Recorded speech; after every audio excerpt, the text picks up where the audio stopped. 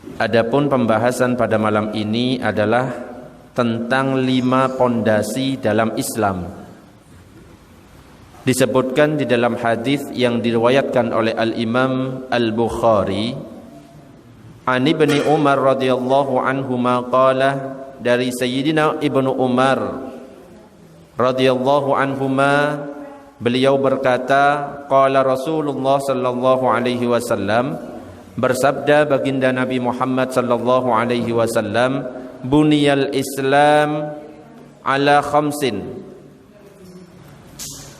Agama Islam itu dibangun atas 5 tiang. Syahadati an la ilaha illallah wa anna Muhammadan abduhu wa rasuluh. Yang pertama adalah bersaksi bahwa tiada yang berhak disembah selain Allah, dan bersaksi bahwa Nabi Muhammad itu adalah utusan Allah. Wa iqamis sholati, dan yang kedua adalah mendirikan salat. Wa itaiz zakati, yang ketiga adalah menunaikan zakat. Wal haji, yang keempat adalah haji ke Baitullah. Wa shaumi Ramadan, dan yang kelima adalah berpuasa di bulan Ramadan. Jadi kelima hal di atas yang tadi saya sebutkan ini adalah asas-asas agama terbesar dan bagian yang terpenting.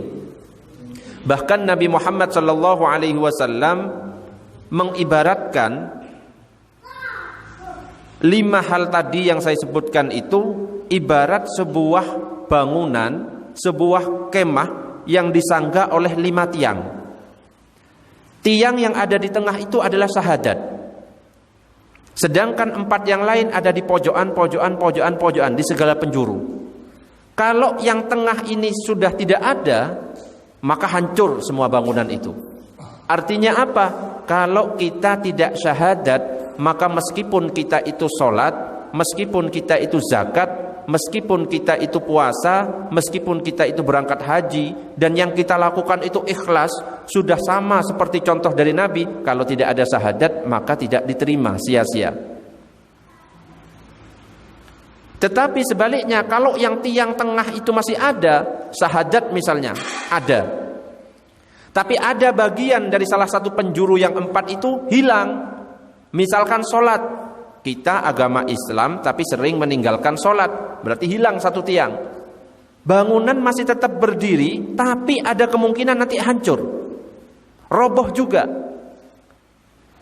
Maksudnya gimana? Orang yang dia Islam tetapi dia itu tidak sholat, ada 2 kemungkinan. Dia masih statusnya Islam, cuma dia agak miring, condong, maksudnya condong ke dalam neraka. Tetapi ada kemungkinan juga orang yang tidak sholat itu kafir atau murtad. Kalau sampai dia itu meyakini akan ketidakwajiban sholat, sholat tidak wajib buat saya, maka dia itu kafir, roboh bangunan itu. Pokoknya kalau di antara 5 hal ini dia tidak meyakini, saya meyakini puasa itu gak wajib buat saya, langsung murtad. Sholat gak wajib buat saya ini makomnya sudah tinggi, murtad langsung. Zakat gak wajib buat saya, murtad.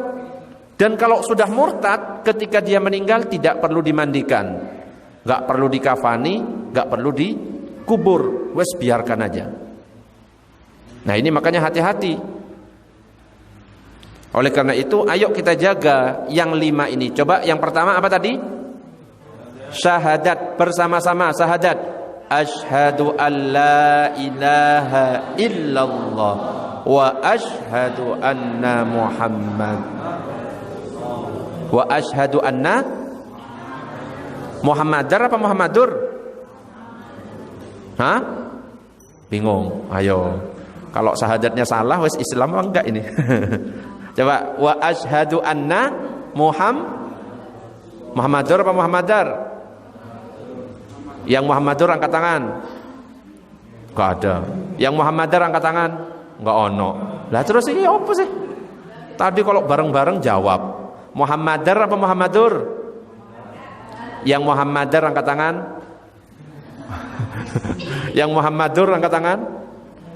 Yang benar adalah asyhadu an la ilaha illallah wa asyhadu anna Muhammadar Rasulullah. Ya. Karena apa kok jadi dar? Karena ada anna. Anna itu membuat jadi fathah. Itu pelajaran bahasa Arab. Jadi yang pertama adalah syahadat tauhid. Syahadat tauhid itu kalimat asyhadu an la ilaha illallah. Yang kedua itu namanya syahadat rasul. Wa asyhadu anna muhammadar rasulullah. Yang syahadat tauhid berarti kita harus meyakini Allah itu ada dan tidak boleh kita menyekutukannya. Kita datang ke dukun itu sudah menyekutukan Allah, itu dosa besar. Yang pernah datang ke dukun ini, yang pernah jampi-jampi ini ya, nembak cewek ditolak, dukun bertindak. Angel ini, angel kalau kayak gini nggak boleh ya, nggak boleh seperti itu. Kecuali ya paruan, nggak tak kasih tahu nah. Nggak boleh kayak gitu ya, timban jari. Kalau memang ditolak, ya sudah ditolak aja. Ya. Hilang satu, mati satu, tumbuh 1000. Ngawur. Bu Erwin mau cari yang lain? Astagfirullah.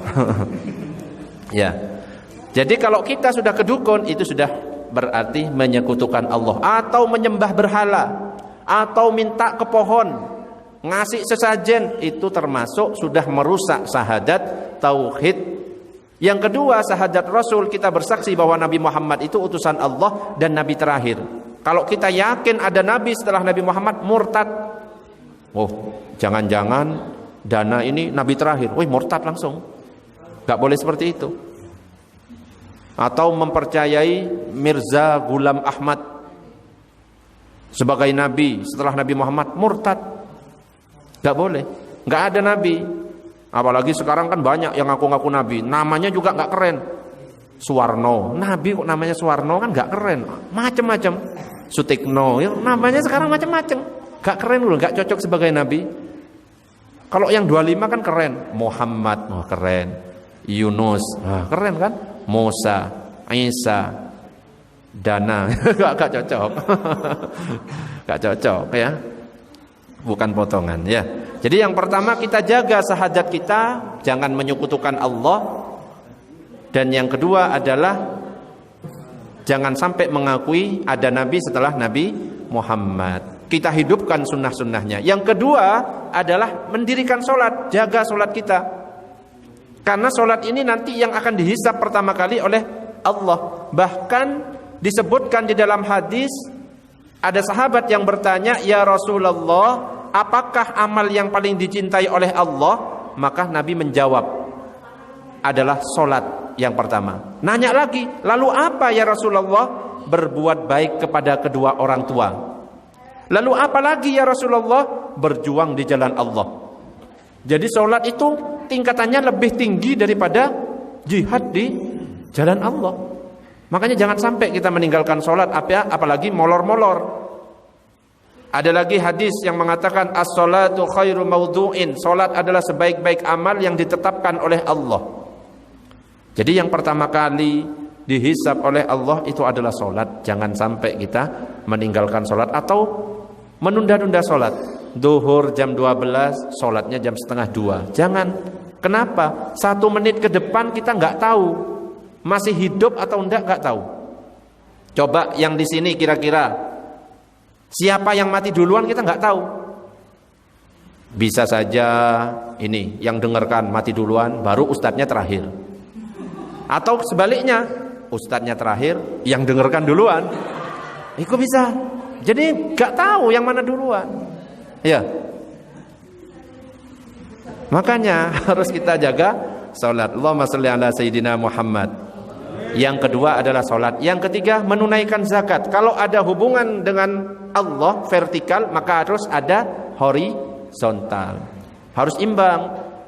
Ahli ibadah, tapi ke tetangga sering ngerasani, tidak bisa. Atau ke tetangga baik sekali, tapi nggak sholat, nggak bisa. Itu tetap orang yang rugi. Yang keempat, puasa di bulan Ramadan. Puasa di bulan Ramadan hukumnya wajib. Yang biasa kita ketahui, ya ayyuhalladzina amanu kutiba alaikumusyiyamu kama kutiba alal ladzina min qablikum la'allakum tattaqun. Karena ini semuanya wajib, wajib kita tahu ilmunya. Misalkan puasa harus tahu. Misalkan saat puasa kita opil-opil, batal enggak kira-kira? Ngopil saat puasa itu batal apa enggak? Harus tahu. Jangan-jangan enggak tahu, atau pakai cotton bud, atau ngerokok. Nah, wis kebiasaan ngerokok, puasa ngerokok pagi-pagi. Wis jelas batalnya. Kenapa? Wis masuk itu ada ain. Ain itu benda yang masuk berupa asap yang mengandung nikotin dan lain sebagainya. Tapi kalau ngopil, batal apa enggak? Kok enggak batal? Memasukkan sesuatu. Batal apa enggak? Tidak batal kecuali dimakan ngopilnya. Kalau dimakan itu ya batal. Ya. Sama juga orang yang pakai cotton bud, batal apa enggak? Batal. Karena batasan ketika kita memasukkan sesuatu yang tidak membatalkan adalah kelingking. Jadi kalau kelingking kita itu dimasukkan, enggak lebih dari itu, enggak batal. Tapi kalau ngopilnya misalnya pakai obeng, wah gini, itu sudah melebihi kelingking, bisa batal. Sama kayak kita membersihkan telinga, kalau pakai kelingking enggak batal. Tapi kalau pakai cotton bud ini sudah melebihi, lebih masuk, betul? Itu batal. Nah ini nanti kita pelajari saat bulan Ramadan ya. Terus yang kelima adalah haji. Haji itu bagi yang mampu. Mampu di sini biayanya, berangkat dan pulangnya. Satu. Yang kedua, mampu di sini yang di rumah yang ditinggalkan itu ada biayanya, ada nafkahnya.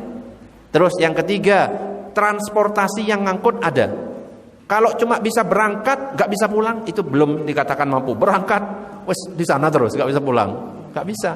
Atau bisa berangkat dan bisa pulang, nafkah sudah disediakan bagi yang di rumah, tapi nggak ada kendaraan yang mengangkut transportasi karena harus antri, itu belum dikatakan mampu. Nah ini, jadi 5 ini adalah rukun Islam. Kalau Indonesia Pancasila, beda tapi ya. Rukun Islam apa saja? 1, syahadat. 2, salat. 3, zakat. 4, puasa Ramadan. 5, haji bagi yang mampu. Kalau Pancasila 1, Tuhanan yang Maha Esa. Jangan-jangan nggak hafal ini. Senyum-senyum ini kayaknya nggak hafal. 2, kemanusiaan yang adil. 3, persatuan Indonesia. 4, kerakyatan. 5, ya soalnya bareng-bareng. Satu orang di sini wes ndredeg ngompol paling. Gak iso jawab. Kayak di TV-TV yang lagi viral ya. Ternyata lambangnya itu salah. Ada yang tahu? Kalau nomor 1 lambangnya apa? Ketuhanan yang Maha Esa. Bintang. Terus padi dan kapas. Terus yang kepala banteng itu lambang partai. Ada. Lagi viral sekarang. Ya, tapi wes gak usah dibahas. Allahumma shalli ala sayyidina Muhammad.